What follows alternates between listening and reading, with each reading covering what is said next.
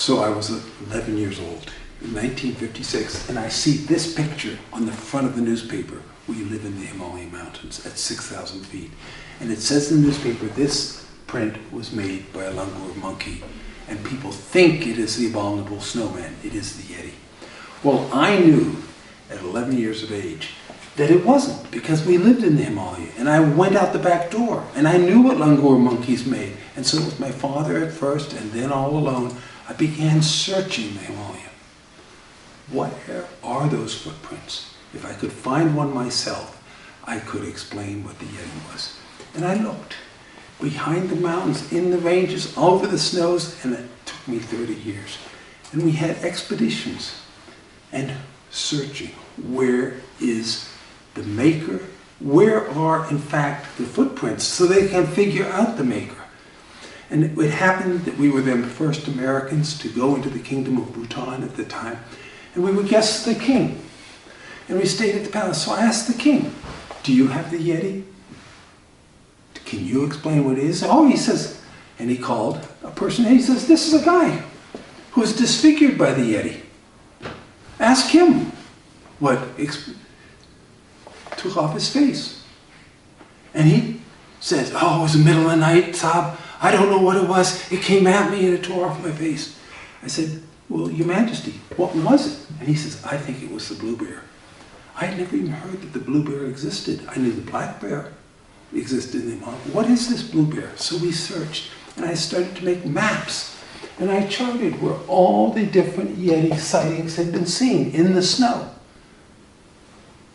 And then I kept looking. Well, it happened that the king of Nepal was a personal friend, because we'd been at Harvard together. And he said, well, in all of Nepal, the most likely place is in the Barun Valley. At the top, up here in the snow, is where those famous footprints from 1951 were seen.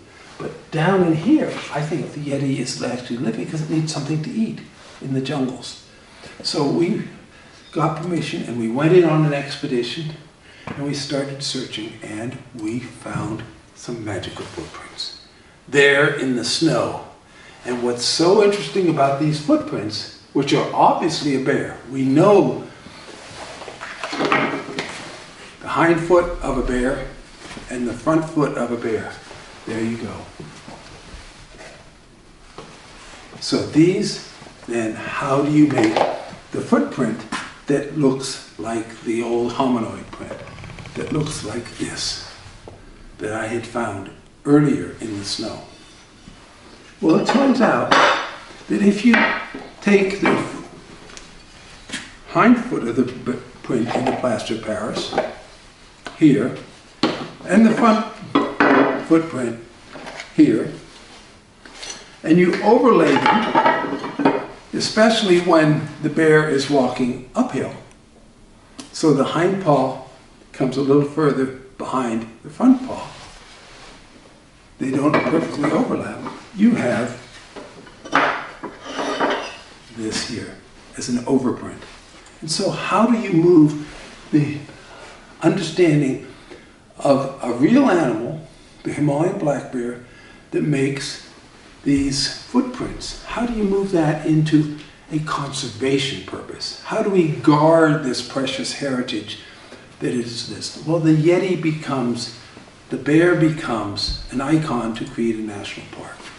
And so the first of these parks is the Makhlu Barun, and it is the first park in all of Asia that is a partnership with the people. And that takes off. It's the size of Rhode Island, where we have Everest at one end, the Barun River coming off to the east, and then the conservation thing. And then the question is, what's on the other side of Everest? Tibet was closed. Nepal was open. But with special permission, we get to come onto the northern side of the Himalaya. Everest, number 1, Lhotse, number 4, Makhlu, number 5. Into the extraordinary Gama Valley, and we start to explore that. Everest again here, Lhotse, number 4, but importantly, we start to have meetings with the government, with Hu Jintao, who's the governor of Tibet at the time. He later becomes president of China. He gets very enthusiastic because of a people's participatory approach, where we're going to work with the people. We're not going to police them as we do in Yellowstone with wardens. We're going to get the people to participate through their community councils. And we create a zonal management system. And so through that zonal management system, there's appropriate land use that's fitted to the area. And then we go on into the southern Tibet, into the Four Great Rivers area, where there's massive deforestation happening across an area the size of Washington, 40 million acres. And whole hillsides of 6,000 vertical feet are being clear-cut. And the Chinese army is taking out 350 trucks a day. And at the same time, wildlife are being killed across Tibet. Snow leopards. And we bring in the people's participatory management approach. The antelope at that time had never had its young photographed, because as soon as the animal, this is a brand new one, you can see that it's still wet from its birth. After it's 15 minutes old, it can run and follow its mother. And Tibet at that time was surging with immigrants coming in from China.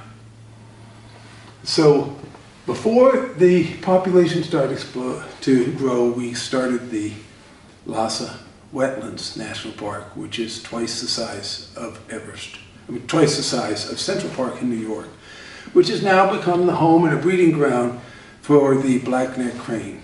And with this picture, I end, and so you can see that the black-necked crane is breeding, and here is the achievements now across Tibet. 13 national parks, the size of Arizona, the size of Washington State, the size of Massachusetts, and it all began with the Yeti.